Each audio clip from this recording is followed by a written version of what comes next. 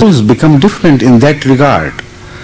And then women who bear children, they love them definitely more than men because of this long, deeper relationship of 9 months of their lovingly talking to their children, of taking care of them and sharing everything they have with their child to be. So these are the realities of life.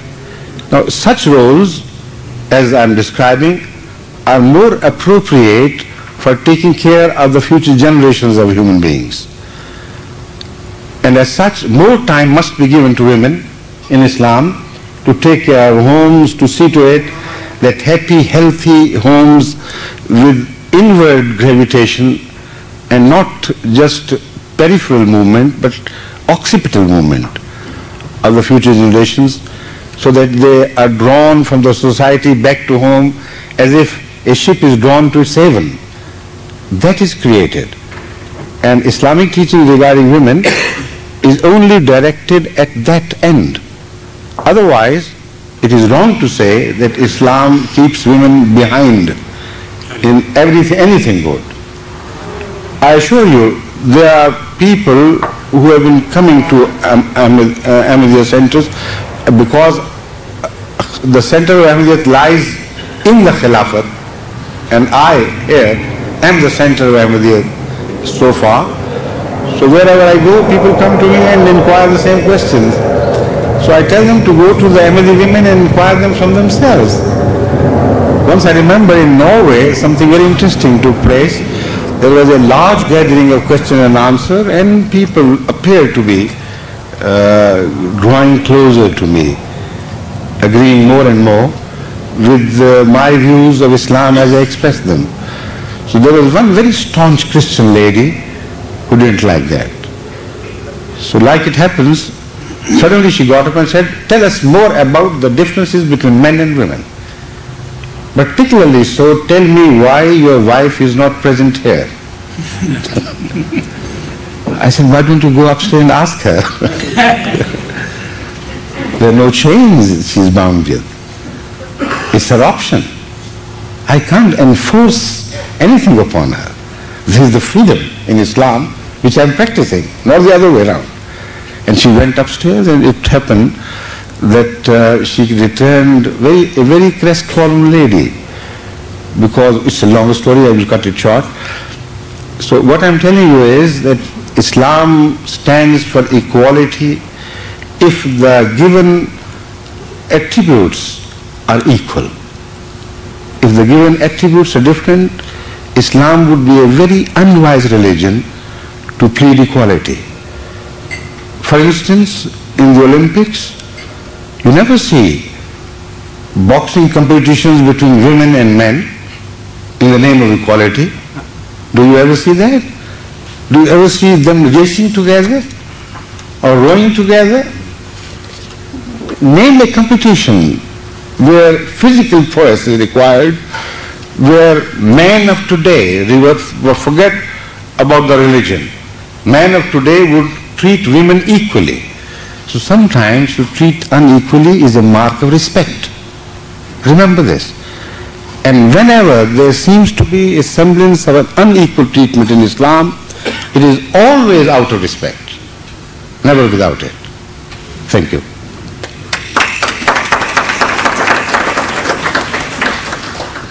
The next question, Hazur, is from Mr. Javed Malik of the News of Pakistan. His question is, what future do you see for your movement in Pakistan? How would you react to recent events like murder of an Ahmadi professor in Islamabad? Well, the future of truth is never bleak, anywhere. This is my short answer. And with reference to Christian history, because most of the guests here are Christians, I would point out what would be the answer of Jesus Christ when he was so mercilessly persecuted by the society around, as to what future did he see in Judea and in the world around. For 300 years, no Christian could face that question with assurance that they would emerge victorious. But they knew it. There was something in it. And their enemies also knew it, that they are bound to emerge victorious. That is the only reason of persecution. Why is Pakistan persecuting Ahmadis of all the sects in Islam, while in fundamentals we are much closer to the mainstream Muslims than so many sects of Islam? Because they don't see any sign among them of not only survival but of victory, of emerging victorious in the end. That is the only reason which generates persecution of prophets of God and all the truthful people by their opponents. Otherwise there is no reason. Then we can say the world has gone mad. But in their madness they know things.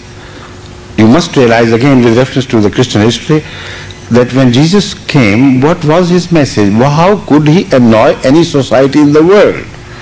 The message was, if somebody slaps you on one cheek, offer the other one. How could you in any way injure the sentiments of any society or cause fear to be created in the hearts of any society of the world by this message? When asked for your cloak, offer the shirt as well, or the vice versa. Yet he was persecuted so inhumanly, so beastly, that seldom you find prophets of God having been persecuted like Jesus was and his followers. Why?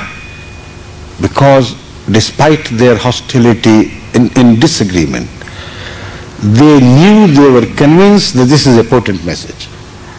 It is bound to emerge victorious. So it did. The same is true of Ahmadis in Pakistan. Do whatever they may, they will prove the point further that we, the enemies of Ahmadiyyat, see in Ahmadiyyat something, a sign which tells us, which warns us that do something about it, or they are going to emerge victorious. My answer is, do whatever you like. We are going to emerge victorious. Thank you. Sir, I've been told that the rain is starting to come. There are some who have queued up at the mic in the center of the room, and I do have questions here, but since they are there at the queue, we'll entertain their question now. You mean the rain within the hall, not outside? Yes, inside. yes. But you see, you must also decide as to the propriety of continuing this meeting beyond a certain time. Because although out of courtesy some people may not say enough is enough, but people have their own time schedules, they have to return to their respective places, and New York is a very busy city and very crowded streets it has. You know, I was traveling by myself along with my own personal escorts and things from one place to another, and we made good speed. But this morning it was suggested that to improve the speed you must employ the services of police. And you know what happened? Why I was late here? That is the only reason. We could make good speed 50 and beyond, but with the police custody, in police custody, we couldn't move beyond 30 miles per hour. So some of you may have that police custody, police escort, so I should warn you to keep an eye on the moving hands of the watches, of your watch, and read the expressions as well. When you think it is time for us to start eating, you better declare it. Thank you. So in that regard, we have one question. Okay. On the mic. Go ahead. Assalamu alaikum, sir. Wa alaikum assalam wa rahmatullah. My name is Imran, and alhamdulillah I'm a Muslim. Yes. And my question to you, sir, is as the head of this movement or organization, do you have a pragmatic agenda to establish a state through which you can further, to which you can manifest the true purpose of Islam? That to me is to lift the bottom of the societies all over the world, or the oppressed people that we call. And if you do have, could you enlighten us about that? And one more thing.